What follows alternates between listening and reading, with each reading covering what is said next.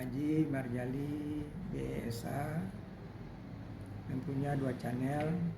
Jangan lupa subscribe dan like ya. Pertama Marjali Cinago, kodenya M, dan juga Marjali dengan kodenya P, demi kemajuan dan penyempurnaan channel kami ini.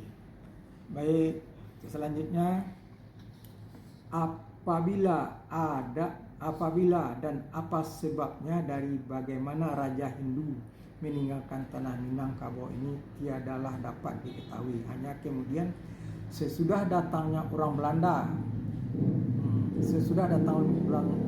ke Minangkabau, ada pula terdengar kabar keadaan tanah Minangkabau kira-kira dalam tahun 1680. Berpulanglah Sultan Alif, Raja Minangkabau, dan timbul perbantahan antara orang-orang besarnya tentang yang akan menjadi raja menggantikan Sultan Alif. Maksudnya berpulanglah Sultan Alif ini meninggal. Berpulanglah Sultan Alif, meninggal Sultan Alif, Raja Minangkabau, dan timbul pembantahan antara orang-orang besar tentang yang akan jadi raja menggantikan Sultan Alif karena tiada meninggalkan warisan menurut setengah kabar. Sejak itulah baru ada Raja Nantigoselo, dan kata setengah orang yang sudah lebih dahulu berdirinya Raja Tiga Selo, yaitu Raja Alim, kedudukannya di Pagaruyung. Kedua, Raja yang berkuasa perkara adat, berkedudukannya di Buo.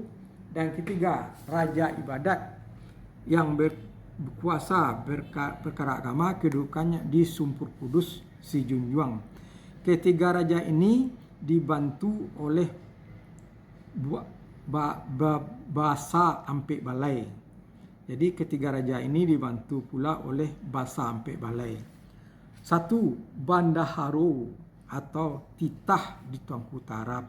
2. Tuan Kadi di Padang Gantiang. 3. Mankudun di Sumania. Ampek Andomo atau Tuan Panjang di Surawaso. Kalau beliau ini bergelar juga Datuk Nan Panjang. Jadi Andomo atau Tuan Panjang di Surawaso, beliau ini bergelar juga Datuk Nan Panjang. Tiap-tiap Basa Ampek Balai ada mempunyai rantau atau jajahan sendirinya yang memberi hasil kepadanya hak mempunyai kepadanya hak pengeluaran obor-obor gantung komudi. Rantau Bandaro ialah bandar dan 10 rantau. Sebelah utara Minangkabau, Padang dan Pariaman. Rantau Tuan Kadi Batanghari dan rantau Mangkudun di Negeri Sembilan di Tanah Melaka. Jadi rantau Mangkudun ko Negeri Sembilan di Tanah Melaka. Kalau sekarang namanya Malaysia.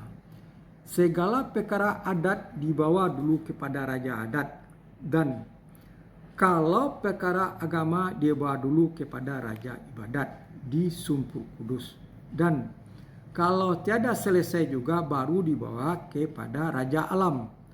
Kalau ada satu negeri berselisih dengan negeri yang lain, maka Mangkudun yang akan menghukumkan.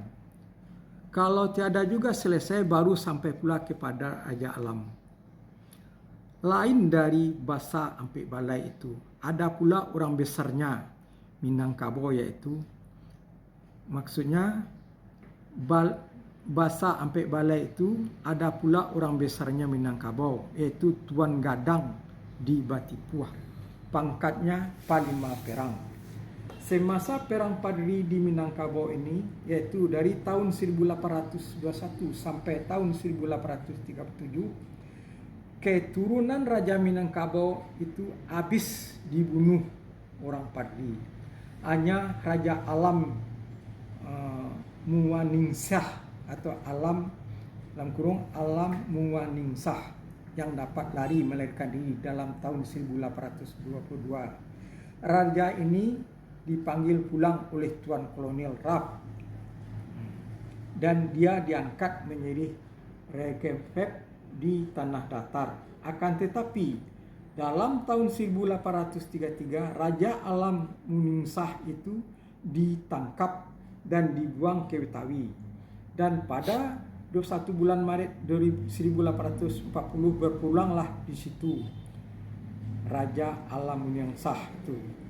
Keturunan Raja Minangkabau yang perempuan yaitu Tuan Rim Sumpu berpulang dalam tahun 1911 pada 26 Juni.